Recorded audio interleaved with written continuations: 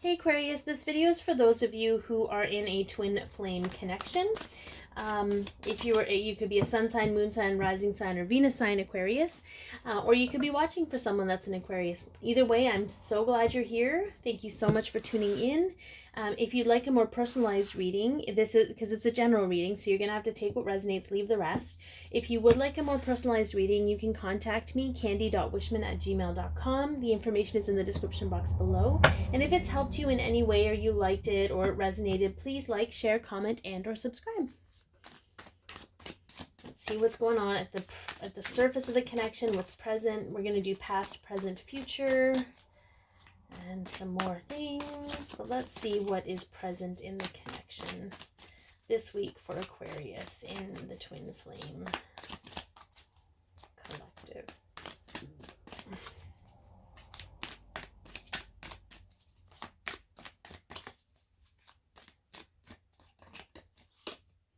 Oh, that's beautiful. The Page of Pentacles. Whenever I see this card, I feel like maybe because of where the pentacle is, it's close to her heart. She's seeing through her heart. She's seeing the magic in life. The Page of Pentacles is very much about sort of reestablishing your status quo when it comes to your physical reality. So I feel it's almost like seeing the world through rose-colored glasses, but they're not like I feel rose-colored glasses is band-aiding things or making them seem better than they are, but this is seeing the truth in things and seeing how amazing they really are. And maybe that could be your connection, or maybe that could be yourself for a change. All right, let's see what past event has had an influence on your connection. And we'll take this one. So the Five of Swords. The Five of Swords is a very interesting energy, and what I love about this card is it's almost like their ego drove them to pick up swords and start playing with them like they knew what they were doing, and they ended up cutting themselves.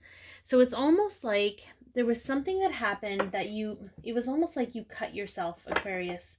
You know, I don't know if it was something that, it's almost like a hand slapping or like you felt really silly about it.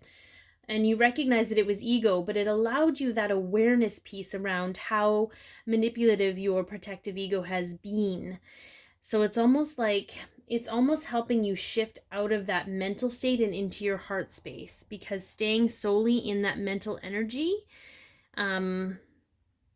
is painful for you. So I don't know what that is. It was almost like, it wasn't karma. It wasn't like anything deep like that. It was just like, oh, I probably could have done better with that because I was not in a heart-centered space when that all went down, kind of a deal. Okay. And it could, I don't know. I feel like there were words, there was something verbal, but let's see what near future event will have an effect on your connection. So this could be today, tomorrow, a week from now, when you're watching this video. I don't know. Time is fluid. It's just going to happen in the future, but the near future, and it's going to have an effect on the connection. The moon. I'm going to straight up just say this. This is about the full moon, Aquarius. The full moon is going to have a very profound effect on your connection. I feel like it's the release because it's a full moon, but I feel like, see how things are coming out from her in light of the moon. I feel like whatever it is, there's going to be some purging. Maybe some of you have started feeling it already. Yeah. It's almost like it's purging the darkness to let out the light. Or purging the darkness so that it no longer overshadows the light. Maybe that's him.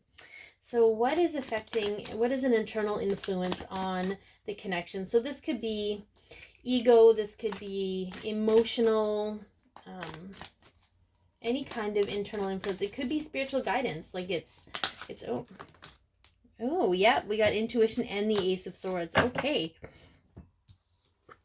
So the High Priestess is is, and I feel, Aquarius, because normally the high priestess represents the divine feminine soul self, right? Like the spiritual, the higher self, the 5D version of the twin flame. However, because the energies are so interchangeable right now, especially with the divine feminine stepping into their divine masculine energy and the divine masculine stepping into their divine feminine energy, this is the two of your higher selves working together to create new concepts of reality.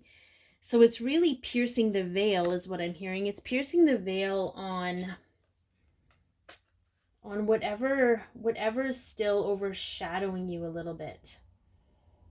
But this is a very positive guided influence on this connection. So let's see what external influences are affecting your connection. And I feel, because this is a sword, I feel like you've been communicating on a soul level. Maybe you're having daydreams or dreams at night, or getting like random epiphanies or thoughts, whether you're in communication in the physical or not. I feel like that's also having an effect on the connection. Like normally when your ego would step in, and I feel like whatever the situation was just to bring a lot. So in example, I'm going to give you a little bit of my story here. I can see my divine masculine on social media, and my ego being very sneaky will be like, why don't you just like look up his social media stuff, like his friends or his girlfriend or his family or whatever. You just want to see him. Like, it's fine. You just want to see him. You want to see how he is. And I'm like, yeah, I do. I just want to see that he's okay. But honestly, it just triggers so much in me because it's not real. What we see on social media isn't really what's going on. So it cuts me. But what it did is it brought that awareness in for me to be like, okay, this is how my protective ego is operating. Let's work with that. I'm going to bring in my higher self to work with my protective ego so that it's actually doing what's in my highest and greatest good. So I feel like it's just sort of along those lines, and what it's doing is it's just bolstering that soul connection because you're seeing it in a whole new way. All right, let's see what is affecting externally. So this could be family, work, finances, friends, codependency, anything that's external outside of yourself or your counterpart self that is having an effect on the connection. Oh, okay, so we have the King of Cups. All right, so that's also a great place. But it's also a very interesting, so this, even though dreams are more internal, this is dreams. This is about being in flow with the emotion, tapping into, I think from an external standpoint though, it's more about being authentic, about speaking, even though it's an emotional card and not a sword card, about speaking your truth about where you're at emotionally and acknowledging the truth, acknowledging where you are. There's a lot of blue here. So I feel like this is a lot of throat chakra stuff, but I feel like what's happening, Aquarius, is just being open and honest about where you're at emotionally, is breaking the barriers down around the taboo parts of not being perfect or not being okay, and knowing that that's okay. So whatever, I feel like some of you needed to posture. You needed to wear a mask, maybe. You needed to not be open and be vulnerable for fear of what people might judge, whether that was with your counterpart or other people. But it is around the opinions of this external influence. But I feel you're really overcoming that. And I think you should be really proud of yourself. All right. So, but I mean, that's just my humble opinion. I hope you feel proud of yourself. Anyways, so let's see if we can bring a fear to light so we can acknowledge it, honor it, release it. Woo, we got the 10 of Cups. Okay, so this is happiness. This is emotional bliss. This is happy family. This is family gatherings. So there's been a lot of family fear in the past few readings, and I feel that this is more along the lines of fearing that things aren't going to work out the way you hoped they would. Okay, like, and for some of you, especially with the moon here and the moon here, I feel like some of you have been kept in the dark about future plans, and that's totally okay. What this is teaching you is that even though you don't have control of an outcome, okay, so maybe where does this fear come? Let's think about where the fear might come from.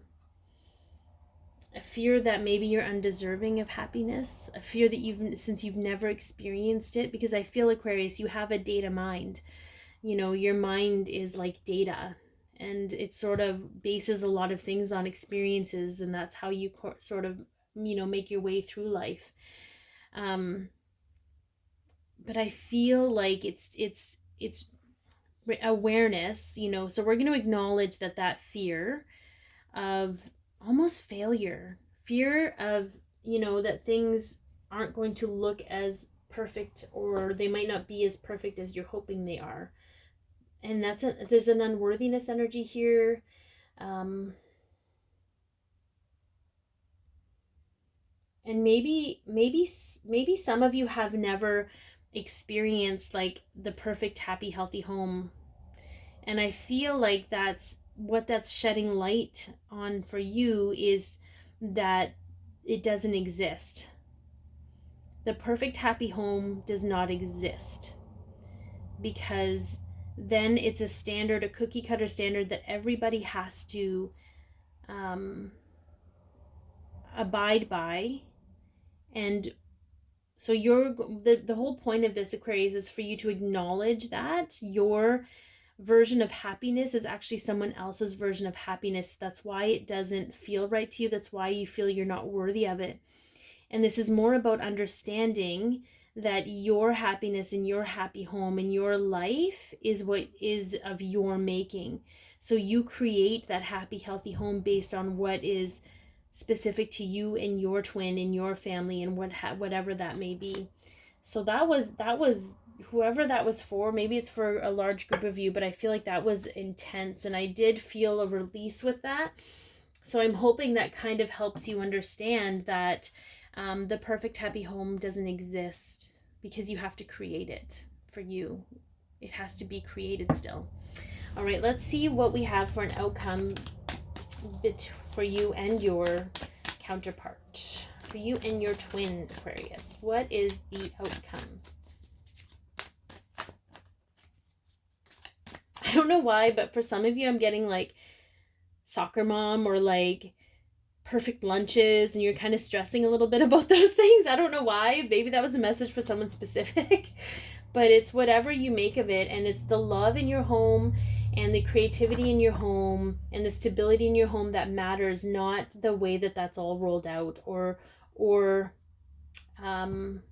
laid out for people to see. Okay, this is a lot of opinion, other people's opinions energy here. So we'll get back to the outcome between you and your counterpart, Aquarius.